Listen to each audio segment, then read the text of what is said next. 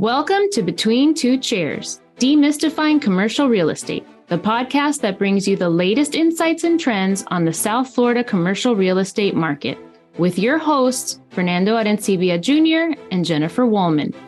In each episode, we dive into the world of commercial real estate and break down complex concepts to make them accessible for everyone. Whether you're a real estate professional, a curious investor, or just interested in the South Florida market in general, Between Two Chairs is the podcast for you. So pull up a chair and join us.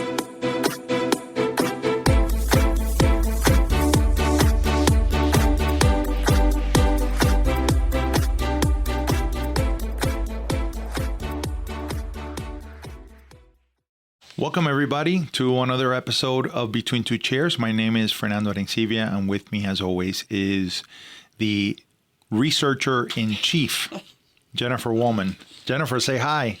Hi. You must have heard my conversation with Jessica earlier today about how I went down a rabbit hole on something else yesterday. But I did not hear that conversation, but nothing of what you just said surprises me whatsoever. So, and I tell people that really you are the producer of this endeavor because you come up with these great topics. And at first all I saw was these acronyms, FOMO, FOMO, which everybody has heard, and then FOMM. And so tell us a little bit about what it is that you want us to talk about today.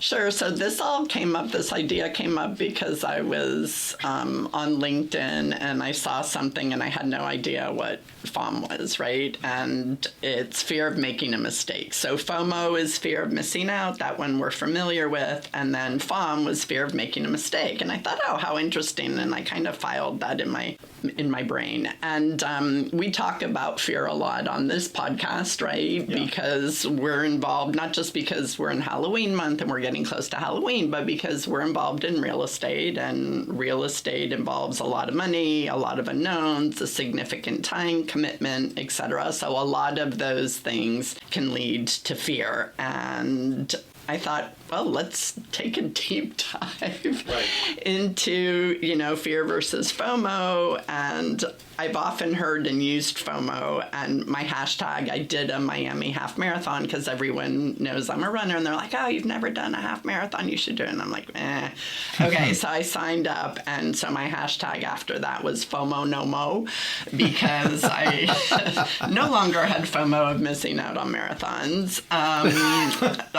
I love to run, but not with a bunch of smelly people and crowds. And you go through a chute, right? So everything relates to cattle and going to slaughter in a marathon. You start in a pen and you start in a corral and then you go through a chute. So anyway, FOMO no mo.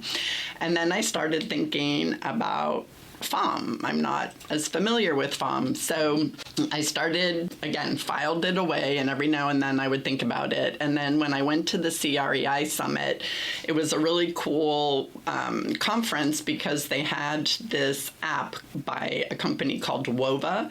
And in order to get people engaged before they get to the summit or the conference, they have you create polls. So I'm like, what kind of poll could I create? So I created, what do you relate more to?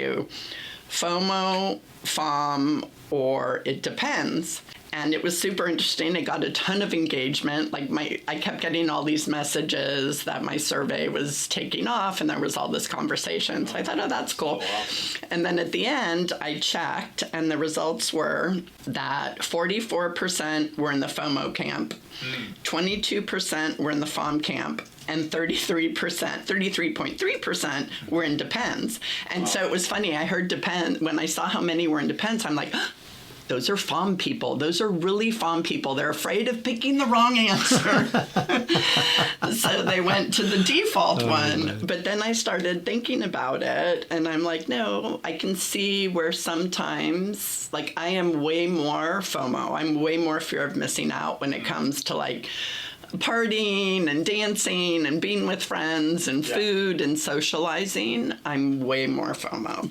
Right. But with investing, and when, it took me forever to buy my first investment real estate because of FOMM, right? And I've talked about that whole process before. So anyway, so I can definitely relate to both. But then this is why I asked you if you overheard my conversation. So getting ready for this, after I did the whole intro, I'm like, okay, well, now what are we going to talk about? Like, that was kind of it. I defined it. So I decided to do a deep dive into Google, and I Googled FOMO versus FOMM, and all of this stuff came up. But the first one that came up was with Google AI, and this is a direct quote: FOMO, fear of missing out, drives impulsive actions due to the perceived fear of others' success or better experiences, while FOMM, fear of making a mistake, causes paralysis and inaction due to the fear of making wrong choices, especially in investment or purchasing decisions. FOMO can lead to buying high or overspending, whereas FOMM can result in missing opportunities and delayed decisions. And I went, bingo, we have an episode. Right. Yeah. Because then you scroll down, and I didn't do any deeper dive in that rabbit hole, but there were a ton of articles about the housing bubble and how, the financial crisis, that was total FOMO. And then coming out of that, it was the complete opposite, right? It was the fear of making a mistake. So I really love this topic, and partly because you're correct. We're on our 130 something episode since we started this, this labor of love. We have had discussions about fear. This is further defining what we consider to be really the two primordial fears that drive every decision, right? And one easy way to look at FOMO versus FOMM is that one makes you act without thinking, and the other makes you think without acting.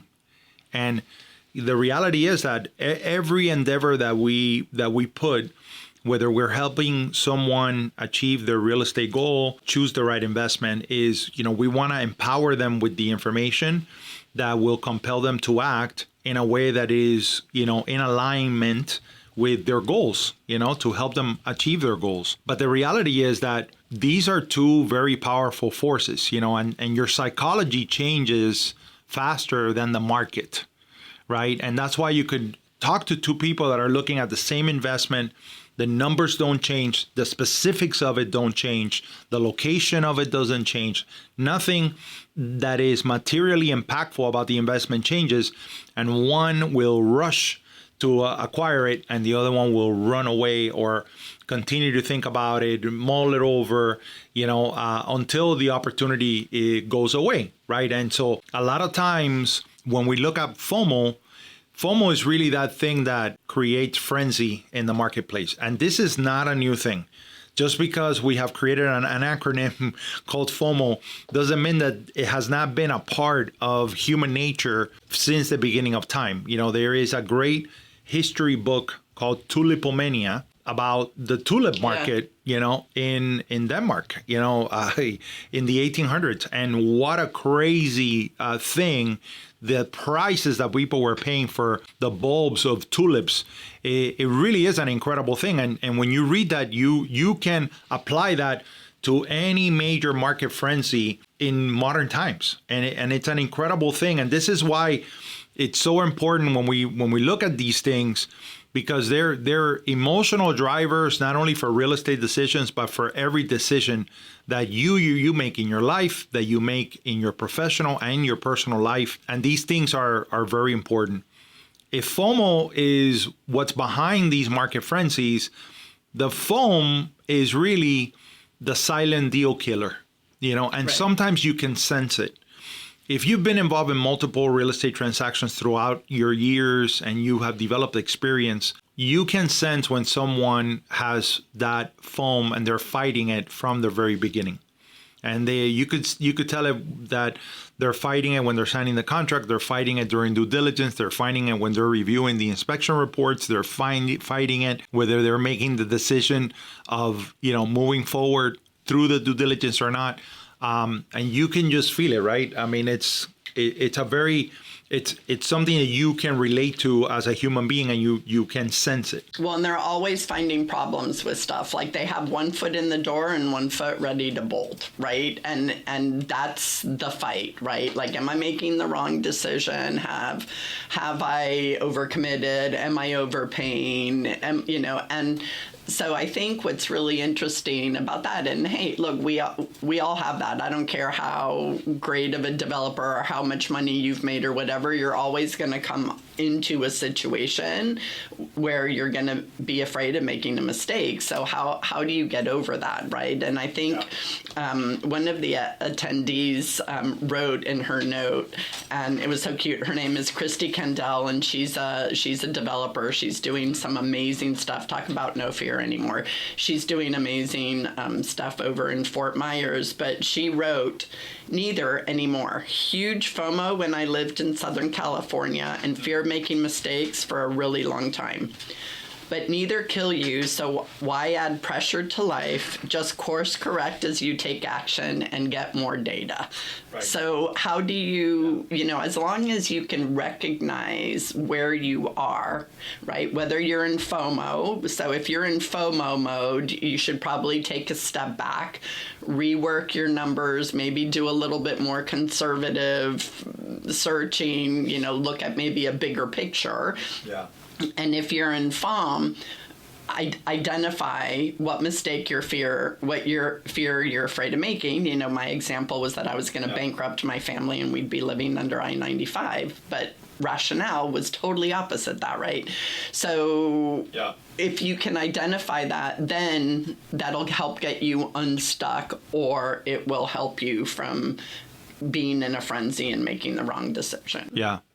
Yeah, and it's important to understand, as I said before, that, you in FOMM, you overthink it and you do not act. And sometimes you're kind of waiting for, and I've seen this in people's faces, when you let them know that, the property is no longer available or the space is no longer available in the case of a tenant.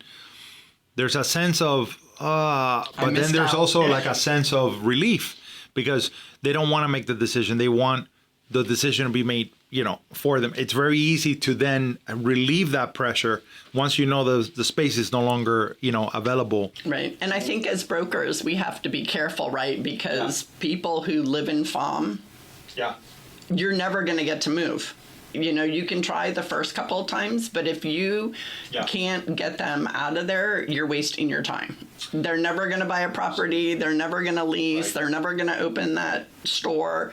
Yeah. I'm not saying give up on them right away, but you help identify it. You help figure out, you don't say, you're afraid of making a mistake. You can say, okay, I sense some hesitancy. What's holding you back? What are you thinking about? So that you can try to help work them through that.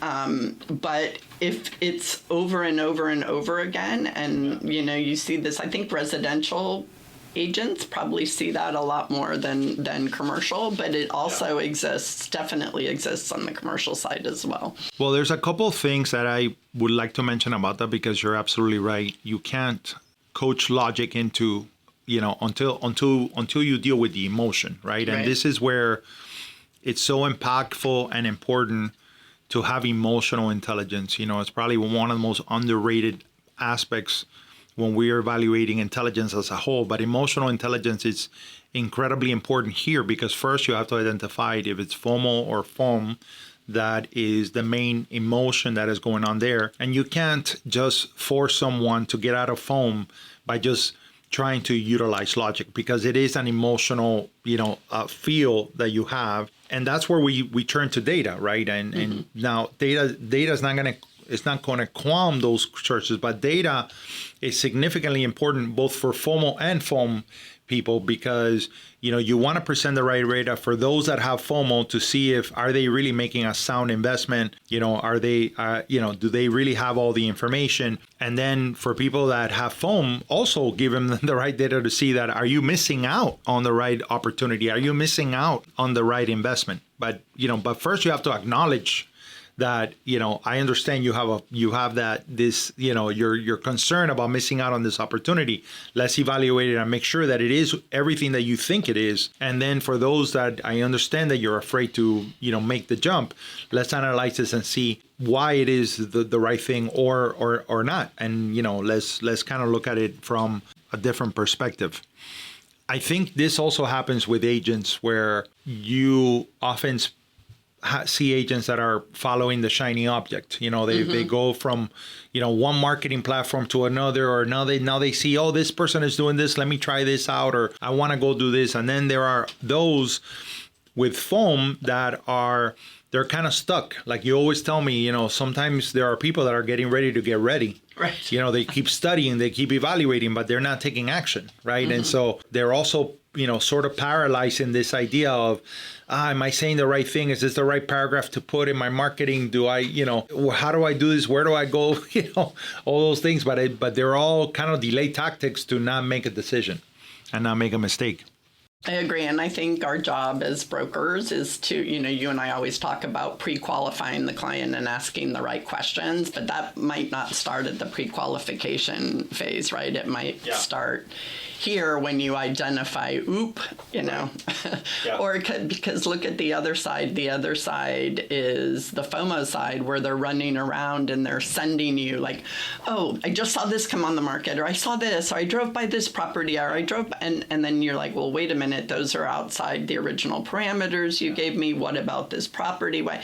Because if they're running around like crazy, always in this frenzy mode, they may eventually do something, but because they're trying, so maybe, that's kind of interesting. That might be a blend, right? Where they're afraid of missing out, so they're running around looking, but then in reality, because they haven't qualified their exact parameters, or they haven't really sat down to figure, they're like, I know I want to get in on the real estate craze, but can I afford, all the questions that should come, can I afford it? How am I going to pay for it? What are my trade-offs? What are my alternatives with the money, etc.? Then they might have the FOMM on the other side, right? Where they actually don't do anything, but they feel like they're doing something because they're running around in frenzied mode. I think it's important to understand that you can't eliminate fear, right? Right. And when you're dealing with another person who is making a significant financial decision, you have to understand that it's almost like our job is not to eliminate that fear. We will never be able to accomplish that. But it's almost like if you imagine that you had the ability to calibrate it, like if it was a volume knob on a radio, where you're able to turn down the volume or turn it up a little bit and calibrate it in a way where the emotions are leveled to a degree that now sound decisions, can be made. And part of our job is, as I mentioned, data has a role, and it is very important because anyway you want people to make sound decisions. The other side of it is the anecdotal stories that you tell, because people remember stories, not spreadsheets, right? And so telling a story about things that have happened. And to that end, I don't know if you have a story about, but one of the things that I thought of is I had a client that went from FOMM to FOMO very quickly. And I had to calibrate both because both were out of control. And once there was a space that they wanted. It's a tenant. They wanted the space, but they were afraid of the competition within the shopping center. They were afraid of some of the terms that they couldn't get to be able to get the LOI. And then they started to delay. And eventually the space, and I say eventually, like if it took months, no, it took a couple weeks for the space to no longer be available. Then it became a thing of, wow, I'm going to lose out on the next one when we started looking at the space. But every conversation was relaying back to the space that they lost. Right. So now we added another problem, which is now you're comparing everything to a space that is no longer available to you. Right. So you fail to really evaluate the spaces that you're looking at for what it is, right? Because you can never get that back. And so I found that to be an interesting dynamic because now I have to first, you were not compelled to act. Now you're compelled to act in a frenzied way where, oh, I might as well take this one because I don't, but it doesn't really match the other one. It's not as good as the previous one, but I have to take it. But the emotions, the emotions there were just not, were just not right. And so what I said is like, look, why don't we step back And I basically said, look, there's 100,000 square feet of space available within a 3-mile area of this space. They're not all going to work out for you, but I don't want you to be like, I'm looking for 3,000 square feet. And so now let's step back and let's do 2 things. Forget about the back space. You will never get that again. That was an opportunity. It came through. Hey, it may not be meant to be, right? The universe may have pushed you in a different direction for a good reason. So now let's look at everything as if we're starting the search, and let's look at it in earnest. And a couple of weeks later, we found the right place. And you know what? Years later, they're like, yeah, this was much better than what I thought we were going to find, you know? I thought you were going to tell him that you broke out into the song Let It Go by Frozen. That might have been a quicker way to get there. If only I had known that. Oh my God, I got 2 daughters. I should have remembered. Oh, that's terrible. That's terrible of me. But it's funny that you say that, because I was going to say, you know, one of my disclaimers is like, you know, we're not psychologists and we don't play one on this podcast. But in reality, brokers are a little bit psychologists, right? Because yes, a lot of it is about the data and the location and everything else. But it's also a lot, to your point, about emotions and personalities and understanding the motivation that people have and the fears that they have, etc. Yeah, I think we as brokers and as agents, you know, and really listen, I think this applies to humanity overall. There is an aspect of our job that is very technical, and understanding the market from a technical perspective is extremely important, because you want to educate, you want to inform, you want to give people and empower them to make decisions. Data is only important at the point of the decision making, right? But you're dealing with human beings. You're not dealing with robots, right? And at the end of the day, the biggest thing that you can develop for yourself in your career, I believe, and in your life is emotional intelligence. And how does that show up? It shows up in how you choose to answer the things that happen to you, what you choose to not respond to, you know, which is almost as important as how you respond to it. And, you know, and really being able to have empathy, put yourself in people's shoes, understand what they're going through, not drown with them. You know, I always remember finding it interesting when you speak to lifeguards that are training other lifeguards about how important it is. You know, this person that you're trying to save can drown you. Right.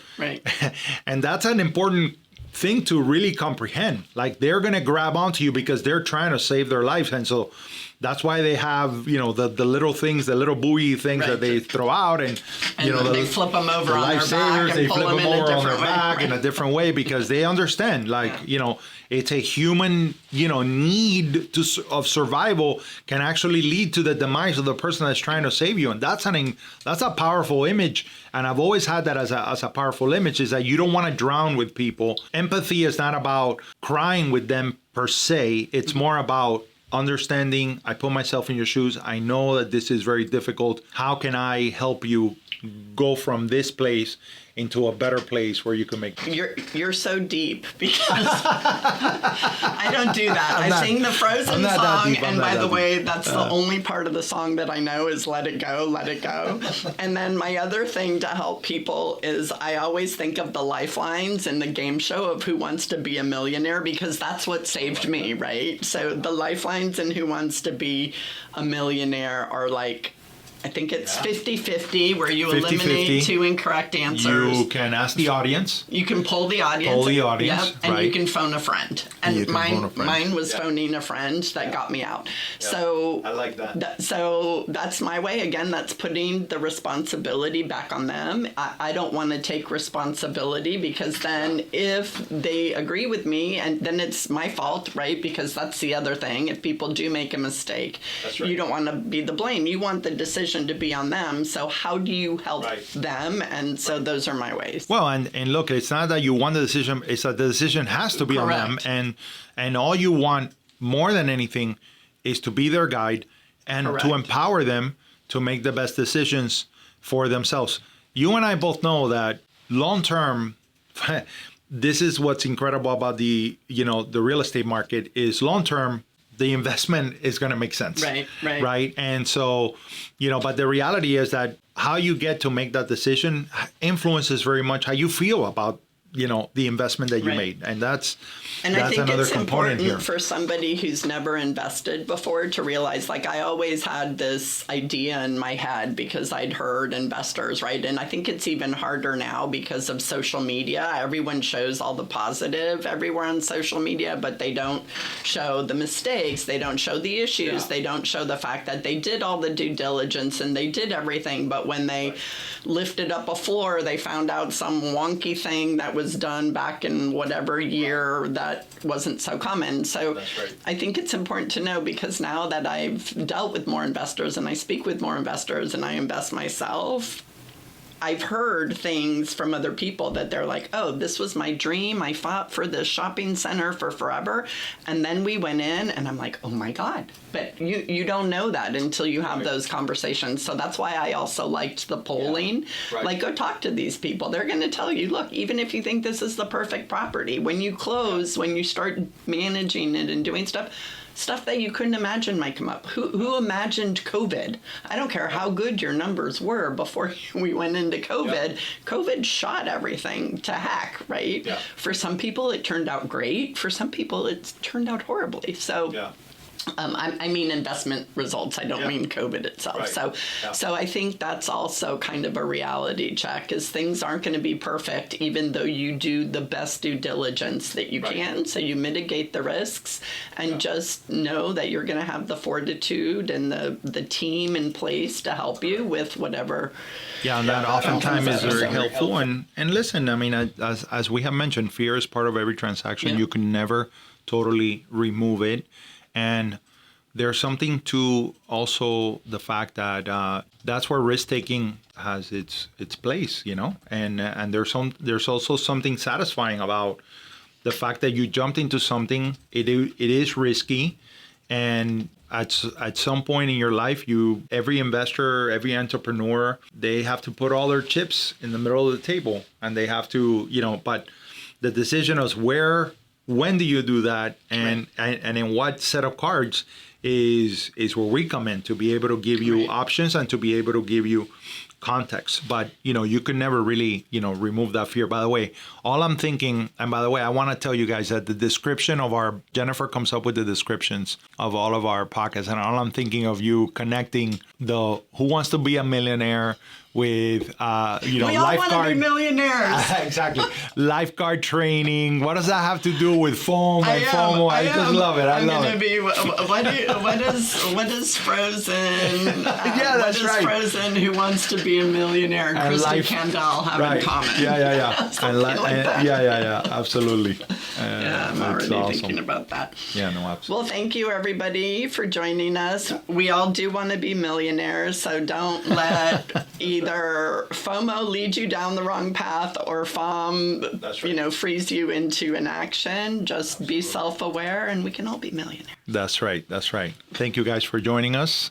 Until next time, bye. Bye.